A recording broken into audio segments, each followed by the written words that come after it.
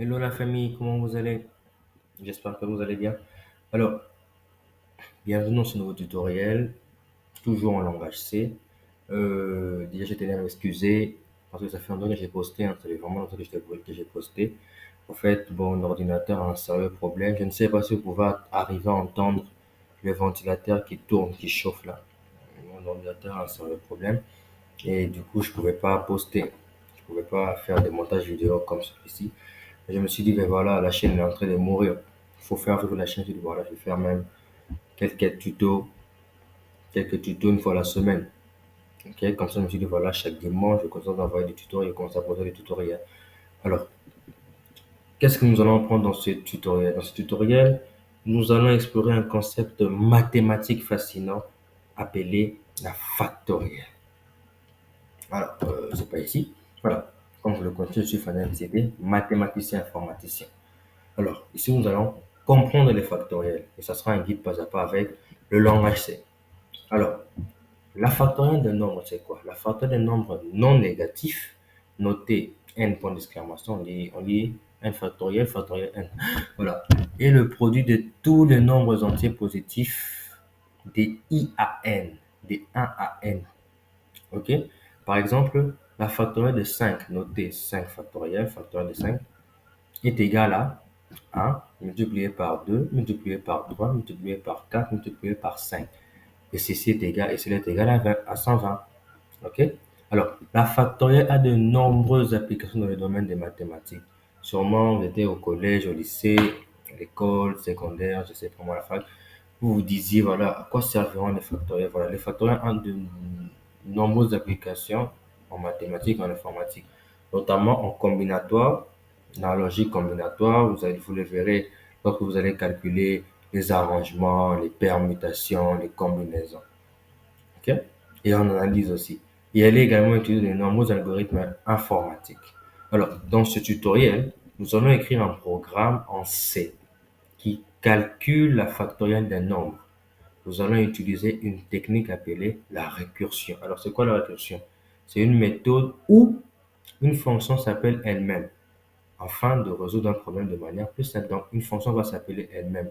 Et cette fonction est appelée cette fonction on l'appelle fonction récursive. OK. Alors, avant de commencer, il est important de noter quelques règles concernant les factoriels. Alors, la factorielle de 0 et 1. C'est une convention acceptée en mathématiques car il n'y a qu'une seule façon d'organiser zéro objet, c'est-à-dire de ne pas le faire. Mais j'ai eu à trouver, après de nombreuses recherches, qu'on peut calculer la factorielle de zéro. On peut calculer la factorielle de zéro et ça, je le ferai après ma formation de 85 jours que je suis en train de suivre pour devenir développeur, web designer, etc. Freelance, pour devenir freelance. Après avoir suivi ces 85 jours, je pourrais faire une vidéo concernant la factorielle des zéros, comment la calculer. Alors, les factoriels sont seulement définis pour les nombres entiers non négatifs. Donc, si vous essayez de calculer la factorielle d'un nombre négatif ou d'un nombre à virgule flottante, le programme retournera une erreur ou un résultat inattendu. OK? Alors, maintenant que nous avons une bonne compréhension de ce qu'une factorielle, commençons donc à coder. Ah, c'est ça, c'est le code.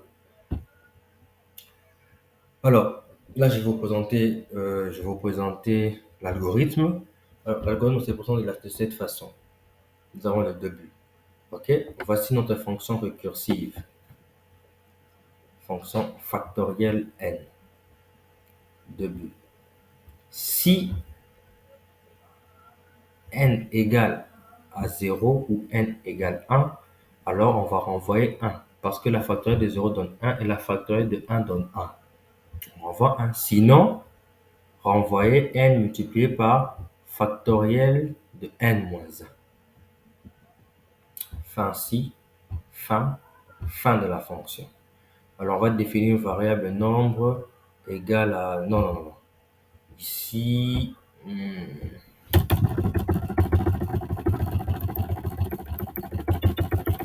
va plutôt afficher entrer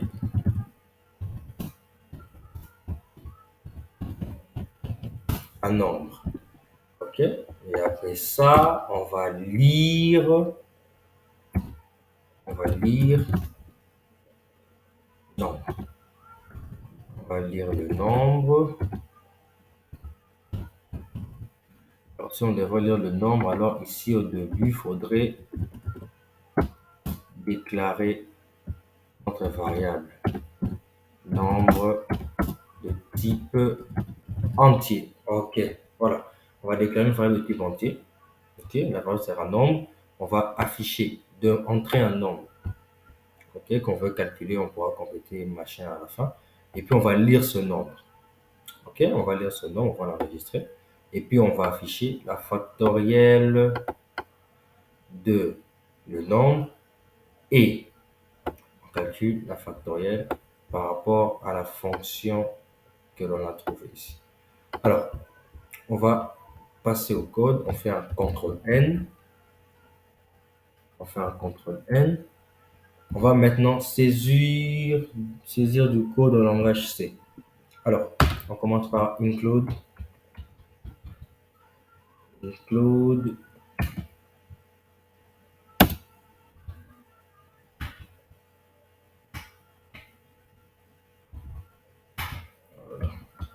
include stdio.h. OK? Include stdio.h. C'est une bibliothèque, hein? C'est la bibliothèque standard d'entrée-sortie en C qui contient les fonctions pour l'entrée et sortie comme le printf, le scanf. Pour les avoir, il nous faut d'abord déclarer cette fonction. Alors, après, qu'est-ce qu'on va faire? On va déclarer, on va faire notre, on va déclarer notre fonction. On va créer notre fonction. Je vais écrire factoriel. Factoriel, parenthèse, etc. Voilà, il manque à proposer. Int n. OK? Et à l'intérieur de cette fonction, c'est là qu'on met notre condition, les if. Si n égale à 0, ou n, on va faire un espace égal 1, pour mettre un position un peu propre.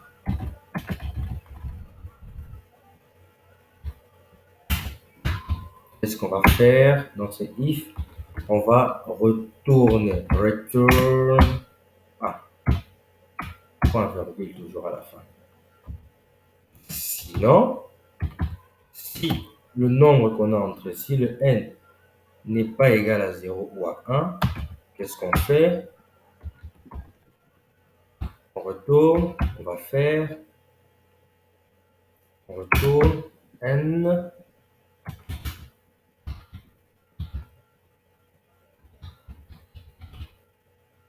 factoriel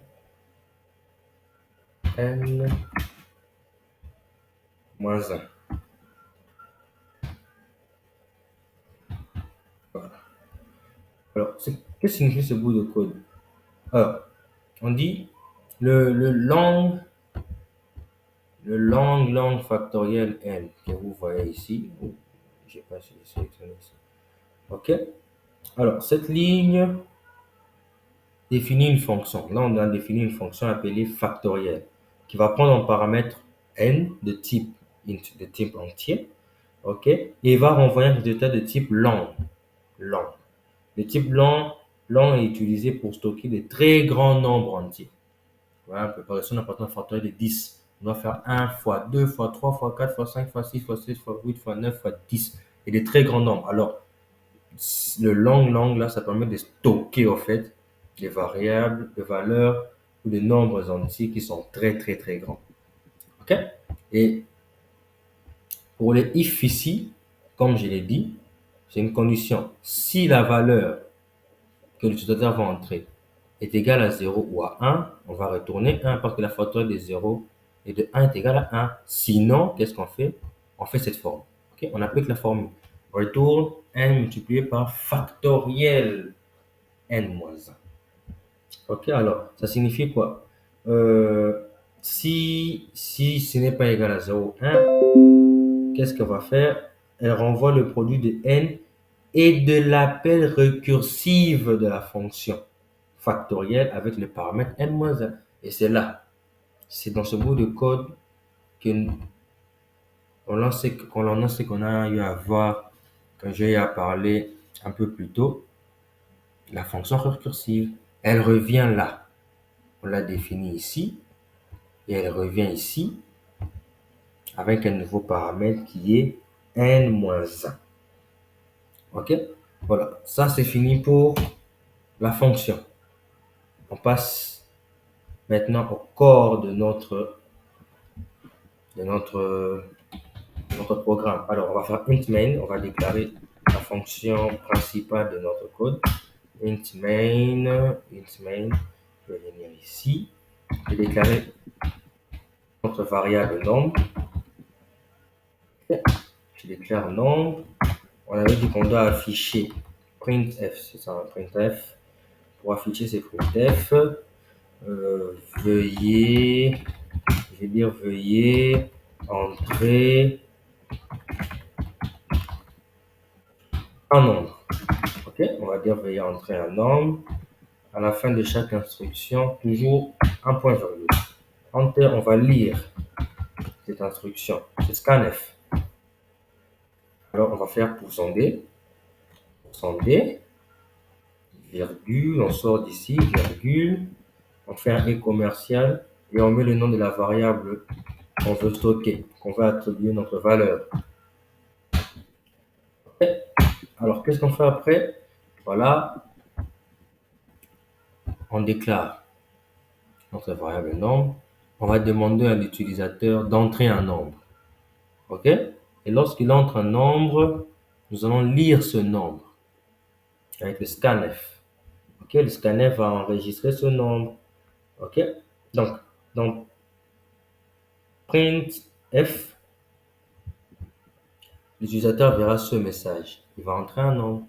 Après avoir entré un nombre, le scanf va prendre cette valeur-là, OK? Il va la stocker dans la variable nombre. Il va la stocker dans la variable nombre. OK? Et après, on va faire ça. Qu'est-ce qui se passe maintenant? Qu'est-ce qu'on fait? Bon, le programme est fini. Si on peut venir, on peut regarder l'algo. Voilà, afficher, lire, et puis on affiche la factorielle de blablabla, bla, bla, bla, de plus nombre et ok, la factorielle de la variable qu'on va mettre. La valeur qui sera saisie par l'utilisateur. Et là, ça sera calculé par la fonction récursive. Ok, alors, on revient ici pour afficher. C'est toujours printf. Printf, la factorielle. Je peux venir carrément copier ici. Hein. Je peux venir ici. La factorielle. Alors, ça va un peu compliqué. Je vais voir comment faire ça. Je suis vraiment en train de faire des bêtises.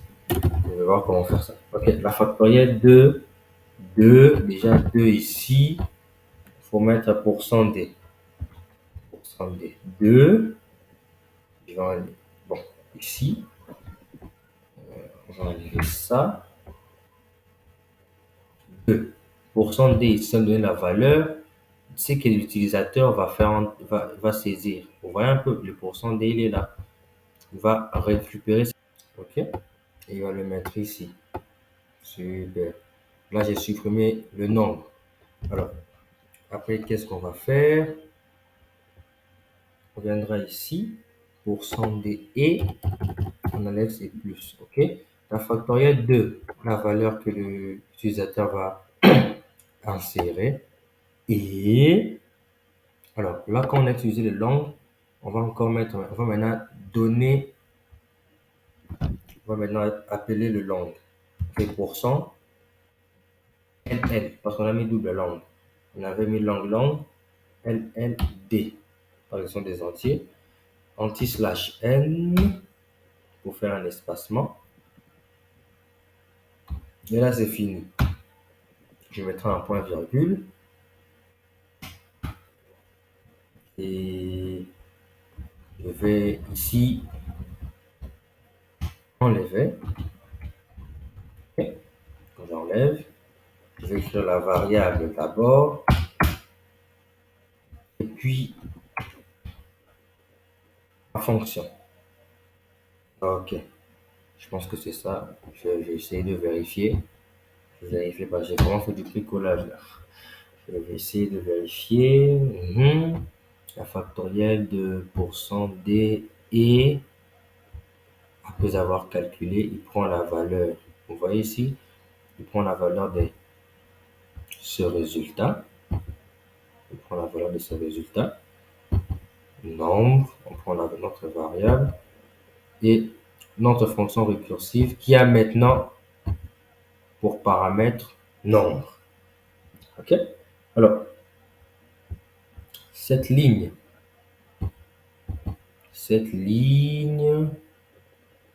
toute cette ligne ici,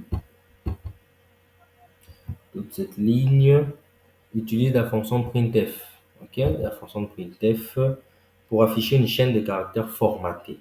OK?